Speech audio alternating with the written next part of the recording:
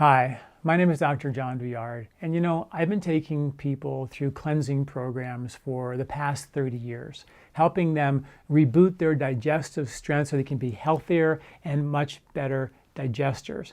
Back when I was 17 and 18 years old, I was really into all the longevity experts. Jack LaLanne, I got to meet him, Paul Bragg, and I read their books and started fasting. And Bernard Jensen was the original colon cleansing guy, where we'd use bentonite clay to clean yuck off your intestinal tract and get rid of parasites. And I was super into that. And I felt fantastic after each of these cleanses for a little while. But then I realized that I felt like I needed to do another cleanse, and I felt good. But then I felt like I needed to do another cleanse to feel good. And every time I did another cleanse, I felt good, but it didn't seem to last. And I, in short order, sort of became addicted to having to do a cleanse. And I also noticed that every time I did a cleanse, I was digesting not as well. My strength and my ability to digest was getting weaker versus stronger. I always felt like I was getting less healthy versus healthier. And my whole point of this thing was to sort of mimic these longevity experts who I was just so fascinated by. So I became what I call the cleansing casualty, where if I didn't cleanse or do a detox, I didn't feel good. And then fast forward a lot of years going to chiropractic school and going to India and studying Ayurvedic medicine. And I realized that these traditional cultures that understood why we should do a detox and how the body should cleanse were super kind and super gentle to the intestinal tract. Now, fast forward another 20 or 30 years from then, and now we have figured out that there are little tiny microbes inside your intestinal tract that are super sensitive to absolutely everything that you think, that you say, that you feel, that you eat, and that you expose yourself to. And we didn't know that when we were ripping the intestinal tract to shreds, pouring bentonite clay and really aggressive herbs to scrub your intestinal tract, and causes intestinal inflammation of your skin. And getting the yuck out is great, but leaving it where in disrepair with an environment that doesn't allow the microbes to proliferate in their natural state leaves out with a significant amount of microbial diversity. Now, I have a lot to share with you. I am going to give you a free training on how to reboot your ability to digest again and heal your intestinal skin. There's a lot of information I want to share with you. In these next 4 videos, I'm going to teach you as much as I possibly can so you can do this at home on your own. Okay, now, here I want to share something with you that's brand new research going on as we speak right now in Tel Aviv. They found that they took, and here the epidemic of our time right now is prediabetes. The whole public is struggling with blood sugar issues. I'm going to tell you why that happened in one of our next videos. But what they found out now is they're taking blood sugar monitors, putting it inside people and measuring exactly what they eat and what foods are triggering their blood sugar spikes. And they're finding out that it isn't just sugar. Now, I've been telling people to help them with their blood sugar. We have a free ebook on blood sugar. And I've been guiding people to lower their blood sugar for years now. And it's not as simple as just getting off of sugar. It's just not that simple. And what they're finding is that some people can eat sugar and their blood sugar doesn't spike. Some people eat sushi or fish or chicken and their blood sugar spikes. Some people can eat ice cream and pasta and cheese and their blood sugar doesn't spike. It turns out it's all about the microbiology. What kind of bugs you have supports your ability to digest, supports your ability to detoxify, and pretty much does the heavy lifting for every single thing in your body. Now, everybody's about probiotic, take probiotics. Are we going to have to take these ridiculous probiotics for the rest of our life? Is that the current thinking? Is that what we have? Because that's what the research is sort of pointing to. Probiotics the rest of your life. I'm going like, wait a minute, we knew about probiotics 30 years ago. When I first got into practice in 1984, I had probiotics. I would dispense them to my patients. But I didn't really like them because I knew I was giving them microbes that they would feel better on. And as soon as I took them off of it, the bugs go right back to where they were. If I gave them a digestive enzyme, they'd feel better, But as soon as I took it off, they go right back to where they were.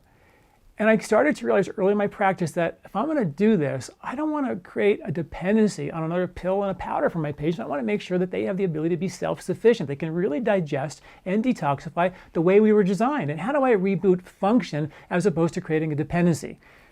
And that's what's happened in our culture. And here we are again, just going right after the probiotics. But let me explain something to you.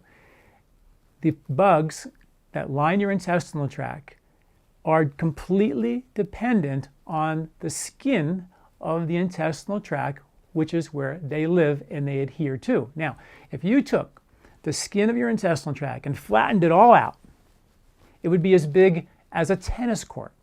So this thing for a second. How many people can you fit on a tennis court? 100? 200? I don't know. 300? I don't know. It would be interesting to see.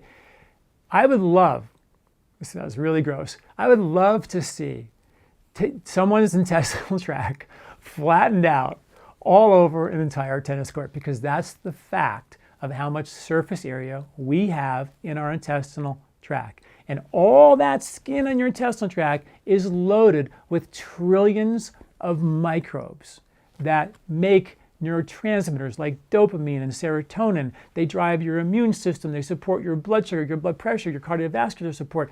They do everything. And they are our awareness kind of soldiers. They feel everything. They're taking information from what you eat, the pesticides on the food that you eat, and they transport that information into your genetic code, and they say, hey guys, there's some weird stuff going on out there. You guys better get your act together and make some genetic changes, because there's some crazy stuff happening, and get prepared. That's what these microbes have been doing for billions of years, for keeping each cell on this planet alive and able to evolve into this thing we call a human being. It's a powerful thing. And yeah, taking probiotics I love, and there's certain kinds I'll talk to you about that are more colonizing probiotics versus transient probiotics. But more importantly, you have to have an intestinal skin that is conducive to the proliferation of good, healthy microbes in your gut. If the skin's yucky, they're not going to stick around. It doesn't matter. But 99% of the probiotics on the market today are what are called transient. You take them, it's like what I had 30 years ago. You take them, they work great, and there's really good science to back that up, by the way. So it's a good idea to take them, to help yourself feel better. But as soon as you stop taking them, everything goes back to the way it was. That's why they call them transient probiotics. There are new strains that are beginning to be discovered that are called colonizing probiotics, like, you've heard of bifidobacteria lactis HN019 is a very specific strain that has been proven in science to stick and adhere to the gut wall and deliver new and permanent residence in your gut. So we're creating self-sufficiency, diversity that you have. You don't need to take these these probiotics for the rest of your life. That's the goal. Okay, so how do we get to that place? Well, we have to support the intestinal skin. And in this first training, and this is one of 4 trainings that I'm going to give you, in this first training, I'm going to teach you how to handle and repair the most important half-inch in your body, which you have miles of, literally miles of it. That's when you put all that skin on the tennis court. And so we're going to talk about that as step 1. And that's the little villi on the inside of your intestinal tract, also what are called the lacteals of the inside of the intestinal tract that take toxins and nutrients across the intestinal wall into your lymphatic system. If that breaks down, and I would venture to say that the reason why we have so much of it is because it does break down over time as we age. And I would venture to say, and I have good science, and I've written about this in my newsletters, to suggest that if we keep the intestinal skin and what's called the mesenteric lymph on the outside of your intestinal tract healthy, that supports longevity, and there's good science to back that up. It's so exciting now to see the science beginning to prove what this ancient understanding of health was all about. In Ayurveda, thousands of years ago, they talked about how important the lymphatic system was. It was the very first system that we would treat in the body. It's the drains of the body. If you can't take the trash out, bad things are going to happen. But the lymphatic system is unique because it's not just a drain, it also delivers very important nutrition, like the fats in your body, to your skin, to your brain, to your heart, and to the epithelium or the skin, inner skin for your entire body. It's a really important system. And if that ½ inch breaks down, we're in trouble. So my goal here in these 4 trainings is to teach you how to, number 1, repair the most important ½ inch of your body and make that intestinal skin so fantastic that it can support healthy microbes. You don't need to take a pill or a powder or a probiotic for the rest of your life. And make sure your lymphatic system is really draining and is efficiently draining and moving waste out and nutrition it as efficiently as possible. If that breaks down, okay, and that's what I'm going to teach you today, then all those toxins go right to your liver. And this is bad news. The liver is what I want to talk about in the next training, in our next video. How to detoxify, how the liver is involved in detoxification, how the liver is involved with bile to emulsify fats and toxins, and how important it is for your liver and your gallbladder to be functioning well. If that breaks down, your ability to burn fat, deliver fat, be a good fat burner, lose weight, stabilize mood, sleep at night, all these things are required, and poop good, by the way. If your poop depends on liver, no poop, no bile, no poop. That's how it works, and the bile comes from your liver. So I'm going to talk about that in our next video, and it's really important to know how to reboot liver and bile flow. And if that's not working, in the very next video after that, I'm going to talk about the stomach and how the stomach acid production has to be intimately and effectively coordinated with the flow of the bile, the flow of the pancreatic enzymes, and the flow of the duodenal enzymes. If that's all not happening in this major coordinated way, you ain't going to digest anything. You're not going to detoxify anything. All the fat-soluble toxins in the environment, which, by the way, you might be saying, you know what, I just eat organic, I'm good. You know, everything's covered. I don't have to worry about detox. I wish that was the case. But the reality is there's mercury in the coal mine plumes of clouds that cover the entire planet that filter mercury on every organic vegetable, and it won't wash off. There's arsenic in the water. There's arsenic. There's certain plants that pull toxins out of the soil. We have always been, even hunter-gatherer days before modern times and industrial, times, we have been exposed to toxins and heavy metals. They're in this environment. They're part of it. We have the ability to break down heavy metals and fat-soluble chemicals. Now, our culture, we have environmental pollutants, pesticides, preservatives, heavy metals, environmental pesticides. We have a lot more than we used to. And unfortunately, our digestive system has become weaker as opposed to stronger. Our exposure to toxins has become greater versus less. So we are sort of, it's sort of a double-edged sword where it's a lose-lose situation. So it's extremely important. And I'm going to teach you how to reboot every aspect of the digestive and detox pathway. And it's really important that we realize that the toxins in the environment that are processed through the body only through good digestion. If the digestion breaks down, then you can't eat greasy fried food or fatty food, or you get nauseous or sick, then that's your liver saying, hey, I can't handle these toxins, and that's going to directly affect the production of your stomach acid and the flow of your bile and the pancreatic enzymes, and they all tie together. So in this completely free training, I'm going to go through everything I can to help you guys at home reboot your digestive strength and be really fantastic digesters. So you don't have to say, well, I don't digest wheat very well, so I'll take that out of my diet. I don't digest dairy very well, I take that out of my diet. I don't take corn or soy or nuts or, next thing you know, I have so many patients who just take things out. I have patients that come to me all the time, and they've taken wheat out of their diet and corn out of their diet and dairy out of their diet, and they're left, and then they start saying, then they take meat out of their diet because, you keep taking these foods out of the diet, you don't fix the real problem, you haven't really solved the problem. And the real problem you have to think about is that there's environmental toxins and pollutants from the coal mine plumes that you can't avoid, that you can't digest wheat and dairy and hard to digest fats and greasy fried food. Not that you should or even need to eat any of that food, but if you can't digest it, then those foods are going, the toxins from the environment are going into your digestive system, bypassing your liver, into your intestinal tract, being absorbed into your blood and your lymph, and finding them deposited in fat cells in your body, which include your brain, which is 60% fat. That's unacceptable. We can do better. We can become better digesters and naturally better detoxifiers. And then, once you become a good digester and a good detoxifier, well, then you can do a cleanse and go pull the yuck out of your fat cells. You know, a lot of people just go do a cleanse and do a cleanse. Do you know what we're doing? Is we're chelating toxic chemicals out of your body's fat cells that your body stuck there because it didn't know what to do with them.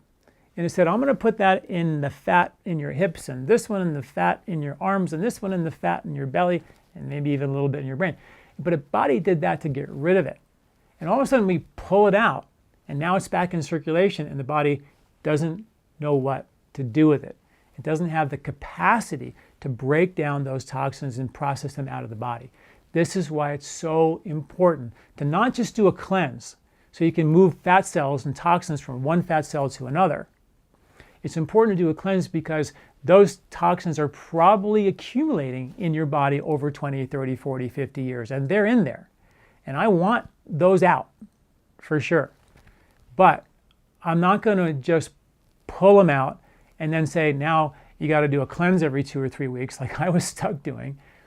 I want to reboot function so I'm not, shoveling snow in a snowstorm. As I shovel it out, it keeps snowing, I got to keep shoveling. The idea is to reset function.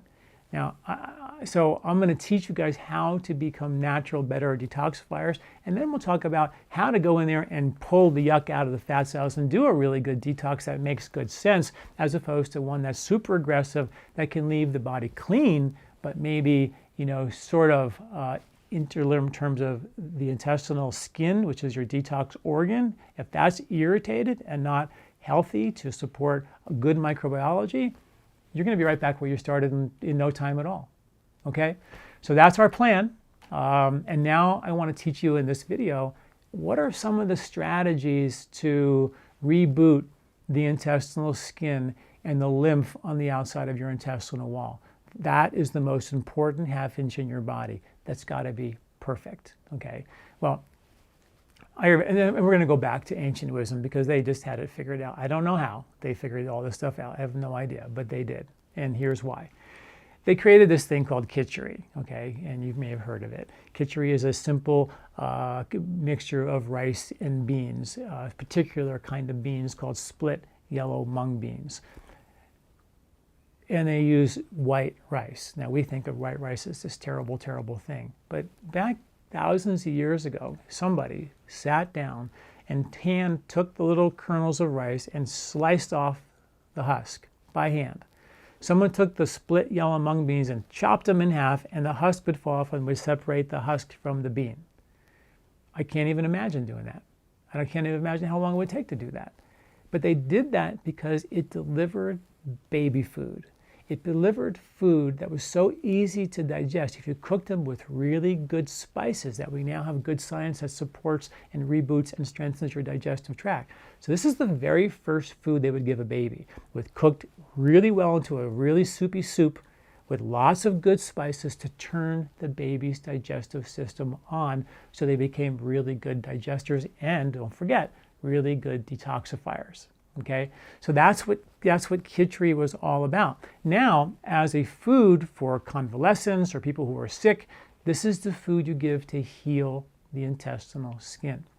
The split yellow mung beans have been shown to have what are called anti-flatulence factors, which means they literally have chemicals in them that don't let them produce gas.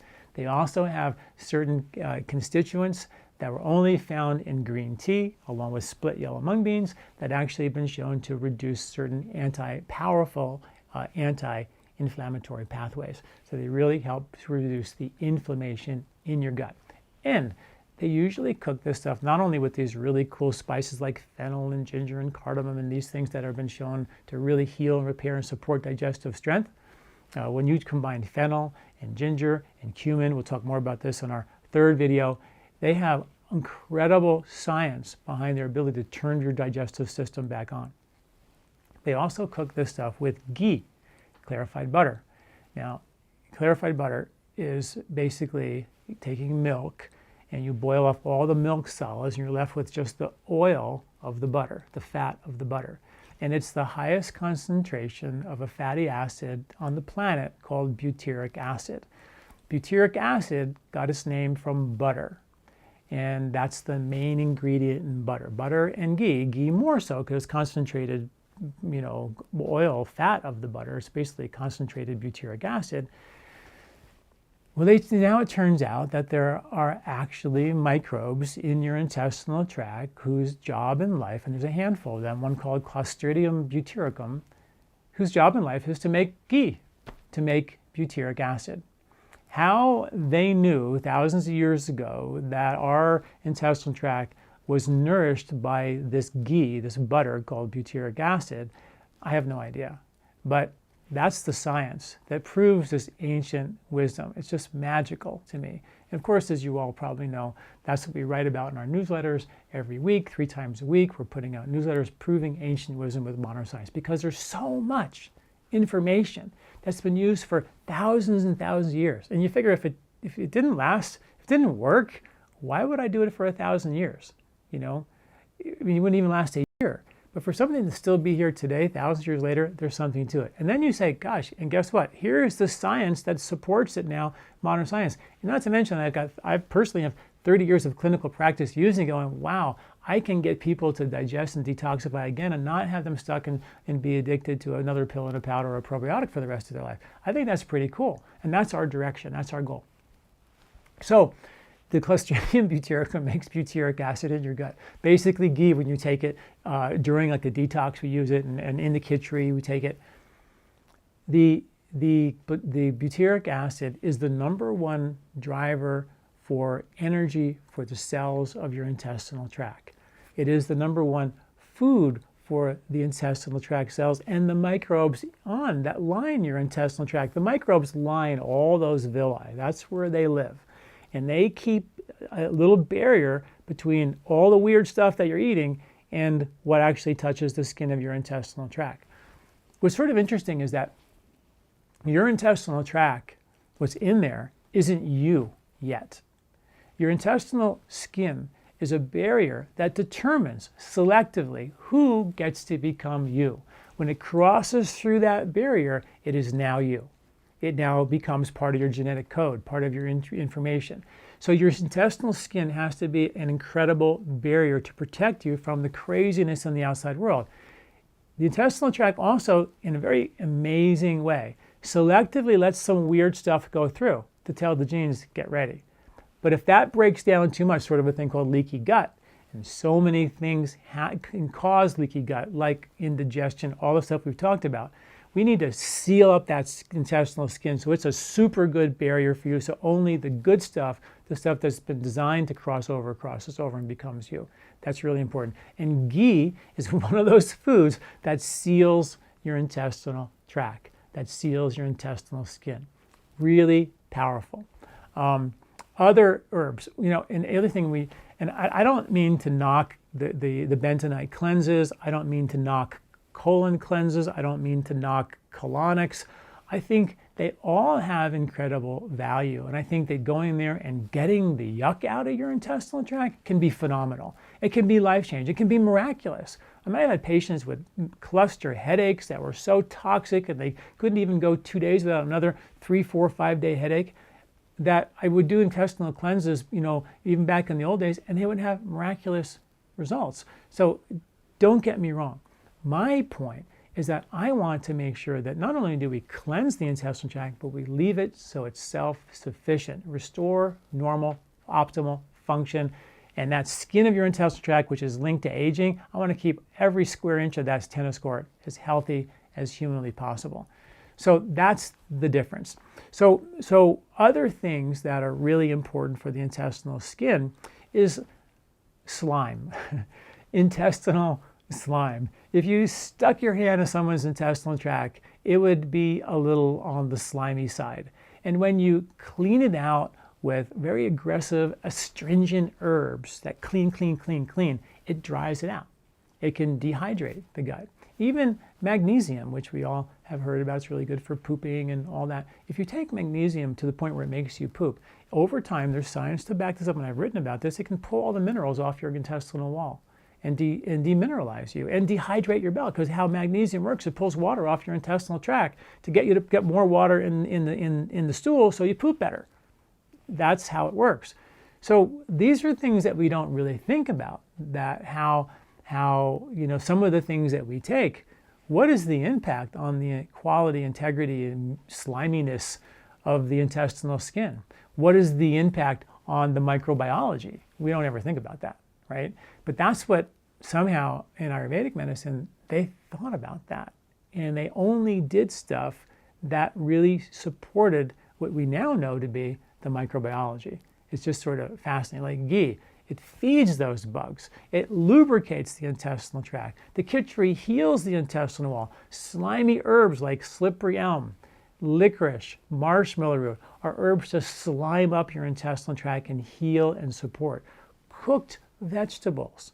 Ayurveda says you should cook your food and cook your vegetables. And of course, we have the raw food and the cooked food and now the paleo. I mean, there's a diet for every day of the week. But the idea is that when you cook the foods, they actually break down the fiber and allow many of those nutrients to go through. If you just take raw vegetables, and there's definitely a time and a place for that, don't get me wrong. But if the intestinal tract is irritated and you take a lot of raw vegetables, they can irritate them more. If you have anybody with intestinal bowel conditions, inflammatory bowel conditions, the first thing they do is they take you off of raw food. The very first thing. So it's sort of interesting when you're really sick and your intestinal tract's ripped to shreds and inflamed, we take you off the raw food. But then we call raw food a health food. And I think there's so much to tell you, but it's a seasonal thing, right? You think about in the winter, there are no raw vegetables. So you eat more meats and proteins and soups and stews, and naturally you cook more of your foods. They would ferment their vegetables to make them last through the winter. And they would take these fermented vegetables and they would eat these vegetables and put them in soups and stews, and it was part of their cooked food that they would have. And that was winter food. Spring, leafy greens and berries and sprouts would kind of clean the intestinal tract and scrub the intestinal tract. In summer, fruits and vegetables to energize the body for the long days and short nights. So they were, in the summertime, a great time to eat raw food. They're actually the foods in the summer that are cooked outside on the vine all summer long. They're pre-cooked for you, okay, in a lot of ways. In the winter, and we know now, science is telling us that the winter, the digestive system is stronger. We have different enzymes in the winter that help us digest harder to digest foods in the winter. We have the ability of the digestive system gets weaker in the summer. So if we're eating burgers and fries all summer long, and our digestive fire is getting weaker, to help dissipate internal heat, to help us deal with the external heat, that was part of our genetic survival, was that we learned how to navigate a very hot summer by eating foods that were cooling, fruits and vegetables, that didn't require as much heat to digest because they were pre-cooked on the vine for the entire summer. Does it make sense? So nature is just incredibly beautiful. So when we talk about healing your intestinal skin, learning how to eat with the seasons is magical. It's like so critically important. When you think, there's a study that I like to talk about where they took some deer, and deer, they have microbes in the winter to digest bark, and they have microbes in the summer to digest leaves.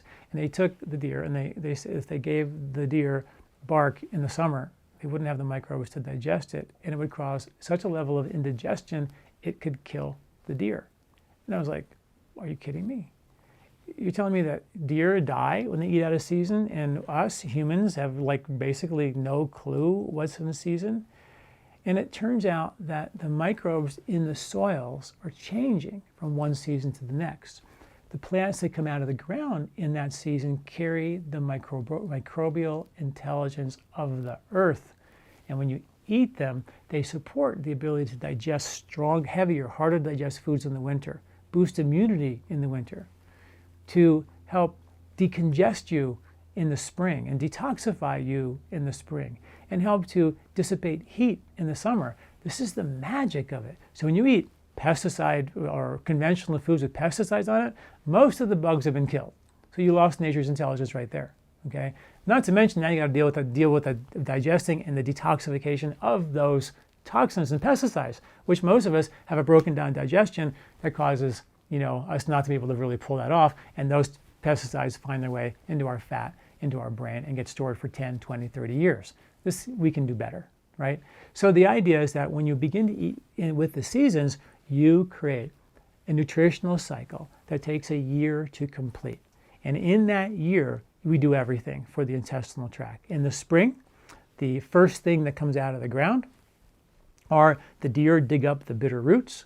And if you go back 100 years in America, that's exactly what Americans would do. They would dig up burdock root and dandelion root and Oregon grape, and they dig up all these roots. And the way they work is there's deep roots and there's surface roots. The surface roots are called rhizomes. And the deer would chew on the surface roots. The plant was like, fine, no problem. That's for you guys. This is what is down here to keep the plant alive. And when you eat those bitter roots in the early spring, those bitter roots flush your liver, they scrub your villi, and they clean your intestinal tract for you, a spring cleaning. The next thing that comes out of the ground is the sprouts and the leafy greens, and in the springtime, the whole valley becomes this fluorescent green, chlorophyll-rich green that fertilizes the good microbes. So after a long winter of apple pie and holiday food and all this heavy, heavy, heavy food, we have this first time in spring, clean it out, flush the liver, scrub those villi, and refertilize with really, really good greens and chlorophyll-rich foods. And the next thing that comes out of the ground in the springtime, we've hybridized this not to be the way it is, but generally, historically, the berries would come. There were spring berries, and then cherries before summer really kicks in. You had cherries, lots of antioxidants, all the red stuff. Anything that makes your skin turn red or dye or stains your clothes, like when I eat it all, it turns my shirt red. Those are antioxidants. And there's good emerging science. It's beyond emerging. They know now for a fact that those antioxidants, they work through your lymphatic system. That's where they work through. And for years, lymph was just like, if you have cancer, is it in your lymph? It's bad. It's all we've thought about. When I used to train medical doctors, when I ran Deepak Chopra Center for 8 years, I trained medical doctors, and they were like, how do you know so much about the lymphatic system? All we know is if it has cancer or doesn't have cancer. And the reason is because it was a system that was very difficult to measure the flow in, because it's so sort of diffuse. It sucks the fluid around the cells. It's sort of almost invisible. And there are microscopic lymphs in the brain that drain your brain that they're now linking to when that brain lymph gets congested. They're linking into Alzheimer's, anxiety, depression, mental health issues, autoimmune conditions. They're finding that when the lymph gets congested, that a lot of the chronic diseases that we see today are caused by this congestive lymph, when it all starts from the most important half-inch of your intestinal tract. This is the new science that no one even heard this yet. But this is what they've been saying for thousands of years, and I just have the fascinating, amazing, wonderful job to kind of connect all these incredible dots. It's just incredible. But that's the fact, and that's the science, and I've written about that. So it's so important that lymph is moving. So the berries and the cherries are the third punch on our 1, 2, 3 punch. First punch, clean out the villi with the bitter roots, then fertilize with the greens, and then flush the lymph on the outside of your intestinal wall, which is where the lymph is mostly concentrated, the lymph that lines your intestinal tract. Flush that out and get the lymph moving, and you're good to go. You're good to go for the year. You reset the whole thing for the year. That's what nature provides for us. So for your lymphatic system, any of those foods that dye yourself, and there's lymph movers in the winter, like beets and cranberries and pomegranates at the end of the summer, and all the berries and cherries. All these are major lymphatic movers. Leafy greens are great lymphatic movers. All the alkaline green foods are going to be more beneficial for your lymphatic system. And they also have a lot of minerals to support also lymphatic flow. So for the intestinal skin, understanding how nature made sure that we got the nutritional needs met in the spring. And then come summer, if you go back to winter and eat all this holiday food and you get all this congestion and you clean it out in the spring, you're ready to go in the summer. But if you don't clean it out in the spring, all that mucus and mucoid material in your intestinal tract, that just sort of gets baked on your intestinal wall all summer long. And that's what guys like Bernard Jensen used to talk about, was this hardened mucoid material that would line your intestinal tract, and they would go in there, sort of rip it out and clean it out with bentonite clay and attach it. And I still think those are incredible tools for detoxification. What Ayurveda does, though, is it puts really this nourishing slime and unctuous herbal material to soften that, so it naturally just falls off, leaving the intestinal skin supple, soft, and rebooted, so the microbiology can once again flourish. The lymphatic system, critically important. Hydration, another huge piece of the lymphatic puzzle. Sipping hot water. Very important. What sipping hot water has been shown to do with studies is increase the movement of the cilia in your respiratory tract to get the impurities out to your throat so you can spit it out or swallow it into the digestive acid quicker.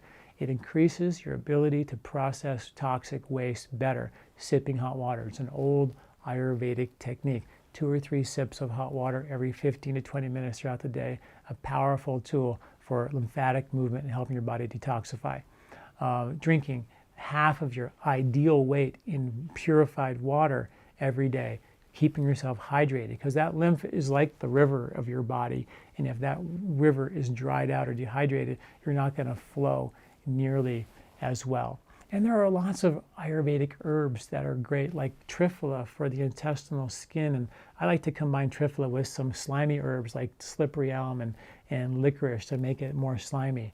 Herbs like Mangista to help get the lymphatic system to move and destagnate are very, very important.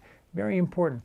Herbs to help heal the intestinal skin. And I'll just list these now, and you can go to my website and you can read more about the science behind some of these herbs. But herbs that I take every day for my intestinal skin are neem and amalaki and an herb called brahmi or Centella asiatica. Those 3 herbs are so powerfully important for the health and well-being of your skin, so you can repopulate your own microbes on your intestinal tract and be optimally healthy. So I'm going to leave you with those herbs to do some research on. I've written tons of articles about them, so I want you to, I'll leave you with some homework that you can do to go learn more about how you can repair your intestinal skin. I can't teach you all of it in these trainings, but this is a good place for us to end the training video, the first training video.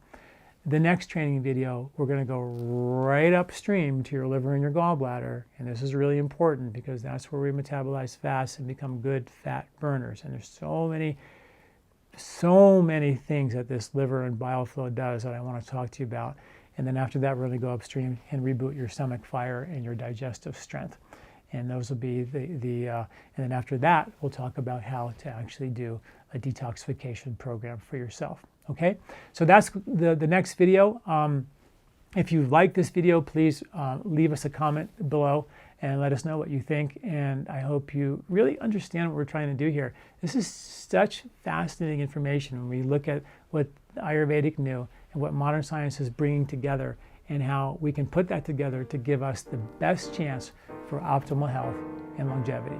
Thanks for listening. I'm Dr. John Douillard. This recording is brought to you by Life Spa, where ancient Ayurvedic wisdom meets modern science. Get access to free health video newsletters by Dr. John at lifespa.com. These statements have not been evaluated by the FDA. These products are not intended to diagnose, treat, cure, or prevent any disease.